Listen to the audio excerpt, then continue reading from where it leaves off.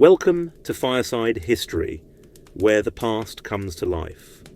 If you enjoy this retelling, don't forget to like, comment, and subscribe to hear more. The Battle of Red Cliffs, 208 AD. The Yangtze River moves like a serpent through the heart of ancient China, broad, patient, and unknowably deep. But in the winter of 208 AD, it didn't whisper, it roared. The winds howled down from the north, the air thick with smoke and the bitter scent of scorched timber, and somewhere amid the chaos, fire on water, steel on flesh, the fate of an empire was decided. This is the story of Red Cliffs. By the close of the 2nd century AD, the once mighty Han dynasty was breathing its last. What had once been a golden age of imperial order and Confucian harmony had fractured into a rotting bureaucracy and unchecked warlordism. The empire was splintering like a dry branch, and 3 men stood ready to seize the fragments. Cao Cao, cold, brilliant, ruthless. The chancellor who held the boy emperor like a puppet on a string. His armies had already rolled through the north like a thunderstorm, absorbing province after province, breaking resistance with speed and cunning. Sun Quan, young, cautious, but not to be underestimated. He ruled over the southeast, the lands of Wu, with a mix of inherited authority and quiet ambition. He was no warlord by nature, but neither was he a lamb. And then Liu Bei, the idealist, a man who claimed descent from the Han emperors themselves, though his life had been more exile than empire. Charismatic, always on the move, surviving more through loyalty and rhetoric than sheer force. These 3 would shape China's future, but first, one of them had to fall. In the final months of 208 AD, the threat was clear. Cao Cao was coming. With a force of perhaps 200,000 men, some say more, others far less, he surged south, a tide of infantry, cavalry and river vessels, pouring down through Jing province. He seized it with terrifying speed, brushing aside Liu Bei's retreating force in a series of skirmishes that left villages smouldering and survivors scrambling. Liu Bei fled south with what little remained of his army, bloodied, weary, limping from defeat. Thousands of civilians followed him, forming a chaotic refugee train that clogged the roads and slowed the soldiers. The retreat became a rout. Horses collapsed. Children died in the cold. Soldiers wept with shame. And still Cao Cao came, close on their heels. Eventually, Liu Bei reached the safety of Xiaku, a river stronghold controlled by Sun Quan's forces. He had nowhere else to go. And so the courtship began. The alliance between Liu Bei and Sun Quan was anything but guaranteed. On paper, it made sense. Together they might stand a chance against Cao Cao's massive force. Divided, they would be crushed one by one. But trust is hard to forge when the stakes are imperial. Sun Quan's advisors were split. Some urged surrender, better to keep their lives and titles than fight a hopeless battle. Others, like Lu Su, argued for resistance. If we submit now, he warned, Cao Cao will swallow us whole. It was at this moment that Zhuge Liang arrived. Zhuge Liang, the sleeping dragon. Liu Bei's strategist, sage, and secret weapon, a man of dazzling intellect, poetic temperament, and prophetic insight. He came as envoy but spoke like a prophet. His arguments were elegant, impassioned, reminding Sun Quan of the freedoms they'd lose, the culture that would vanish under northern rule, the southern warriors who would rather die than bow. Sun Quan listened in silence, then drew his sword. He plunged it into the table with a crack. Anyone who speaks of surrender again will join this blade. The alliance was sealed. 2 southern commanders now stood ready. Zhou Yu, the naval general of eastern Wu, cultured, handsome, and ruthlessly capable. His knowledge of river warfare was unmatched, and Cheng Pu, older, grizzled, and dependable. Together they would lead the Allied fleet, with Liu Bei's forces acting in support. Their total force, maybe 50,000 men, a quarter of Cao Cao's. But they held one great advantage: the river. The Yangtze wasn't just a body of water, it was a battlefield. Narrow channels, unpredictable currents, humid winds. The south knew its moods, the north did not. Cao Cao's men, veterans of the northern plains, found the southern climate a slow-acting poison. Illness swept through the ranks. Fevers, dysentery, parasites. Horses died in droves. Soldiers slipped on wet decks, unused to naval life. Some drowned. Others simply deserted. To combat the seasickness and poor coordination of his navy, Cao Cao chained his ships together, a floating fortress, stable, strong, but vulnerable. Zhou Yu noticed, and the idea struck. They would fight fire with fire, literally. The Southern Fleet prepared a bold, some said suicidal, tactic, a fire attack. Timing would be everything. The wind had to be just right, blowing northward, upriver, a rare but not impossible occurrence in winter. Weeks passed. Troops drilled. Scouts watched the skies. Morale fluttered between nervous hope and quiet despair. And then, in the dead of night, the wind turned. The morning of the attack was bone-chilling and silent. Mist clung to the river's surface like breath on a mirror. The wind stirred, steady, unwavering, pushing upriver. Zhou Yu gave the signal. Dozens of small ships, stripped down, packed with kindling, oil, sulphur, and dry reeds, were set alight. A detachment of southern mariners, half crazed with adrenaline, steered them toward the anchored northern fleet. Behind them, real warships followed, loaded with archers, boarding parties, and banners snapping in the wind. Cao Cao's men watched, puzzled at first. Then they saw the glow. Then they heard the roar. The fireships hit like thunder. They smashed into the chained vessels with explosive violence, flames leaping instantly from deck to deck, racing along the timber bonds. Oil-slicked surfaces became infernos. Canvas sails ignited like parchment. The northern fleet was a tinderbox, and the spark had found it. Men screamed. Horses reared and fell into the water, thrashing. Some leapt overboard to escape the flames, only to drown beneath the smoke-dark river. Cao Cao watched from a command ship, helpless. The flames danced in his reflection. His grand fleet, the pride of northern China, was being devoured. And then the Allied warships came in behind the fire.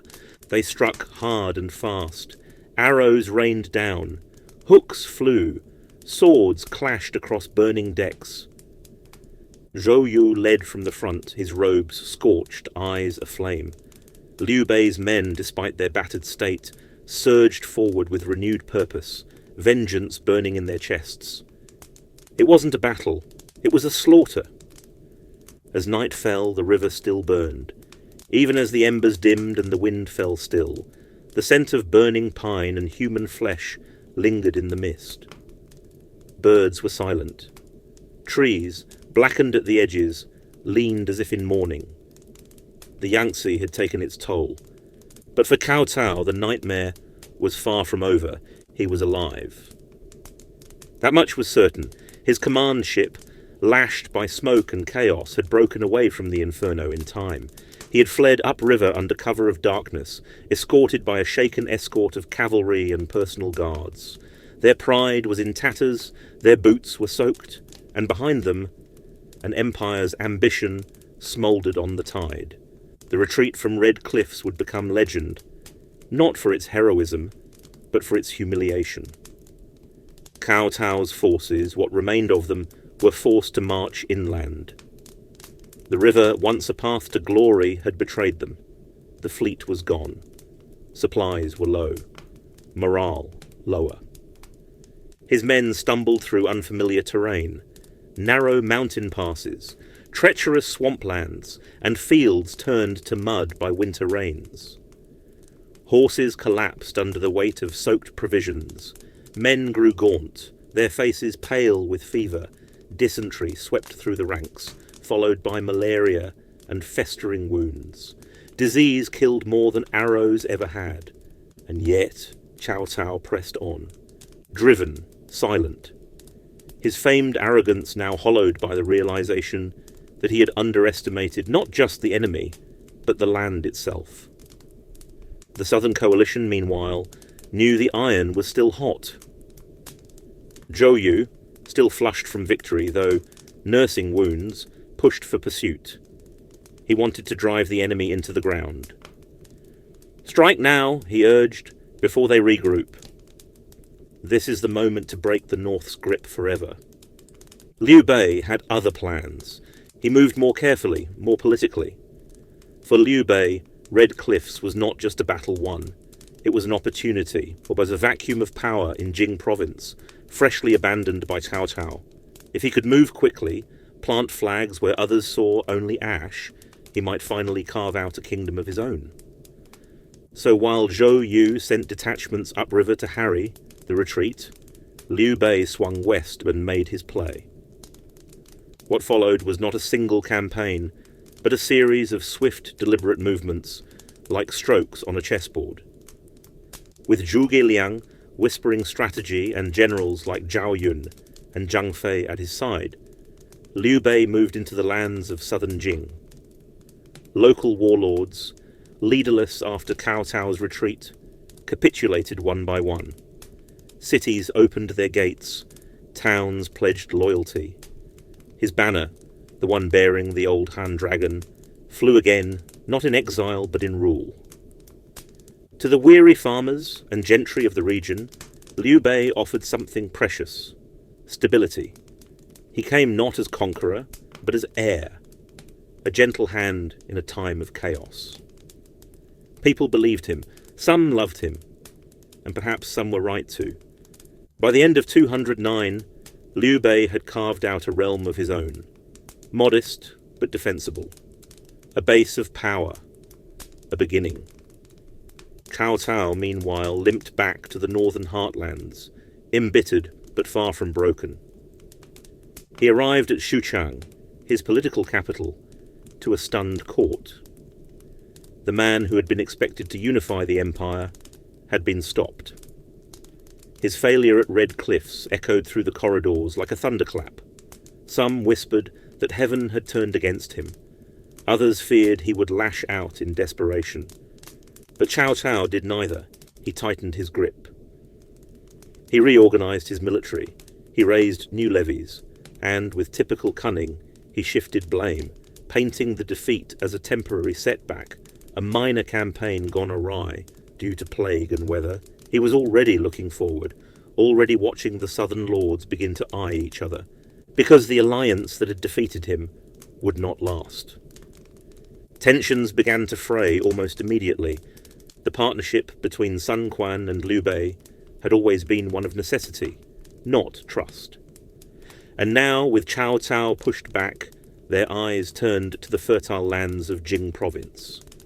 Zhou Yu, proud, wounded, still full of fire, was furious when he heard of Liu Bei's quiet conquests. In his eyes, those lands belonged to Eastern Wu, not some itinerant pretender with a silver tongue and a broken army. He demanded Liu Bei return the territories. Liu Bei, of course, refused. Zhou Yu proposed an alternative. If Liu Bei would not yield, perhaps he could be removed. Assassination, treachery, a hunting accident. The kind of plan whispered between tents and sealed with wine. But Liu Bei was no fool. He moved carefully. He travelled with loyal guards. And he had Zhuge Liang, a man who could smell a trap like a wolf in smoke. The plot failed. And so, grudgingly, Sun Quan offered Liu Bei a compromise: the marriage of his sister, Lady Sun, to Liu Bei. a gesture of alliance, cloaked in familial honour. The idea was simple: tie Liu Bei's ambitions to Wu's future, keep him close and contained. Liu Bei accepted, but he did not forget. Through all this, the common folk, the farmers, merchants and craftsmen of China, looked on with weary eyes. They'd watched their fields burn, their sons conscripted, their granaries emptied for the appetites of war. The great names, Cao, Sun, Liu, were spoken not with reverence, but with a kind of exhausted resignation. 3 men, 3 armies, 3 banners, and no end in sight. But among the soldiers, tales of red cliffs spread like firelight stories. Old veterans spoke of the morning mist before the fire ships came, of the way the northern troops screamed as the flames licked up the masts, of how the river turned black with ash and blood. Some remembered the bravery of commanders, how Zhou Yu rode through smoke with his blade drawn, or how Liu Bei's men pulled civilians into boats, refusing to abandon them. Others remembered only the terror. One northern soldier, years later, wrote of the smell, how it clung to his armour even after weeks of scrubbing, how it woke him in dreams, how he never looked at water the same way again. War marks more than maps. Red Cliffs was a turning point, not just in tactics or territory, but in the soul of the empire. Before it, the dream of a single ruler reuniting China seemed within reach, inevitable even. After it, the illusion shattered. The empire had broken, and now it would divide. Cao Cao held the north, Liu Bei the west, Sun Quan the east and south. 3 lords, 3 kingdoms, suspicion growing with every passing season. In the decades that followed, these men and their sons would clash in battles even more devastating. The lines would harden, the stories would grow, and the people would live and die beneath ever-changing flags. But it all began here, at Red Cliffs. The river no longer burned, but its waters still held the silence of memory, that uneasy hush after calamity, where the land seems unsure whether to mourn or move on.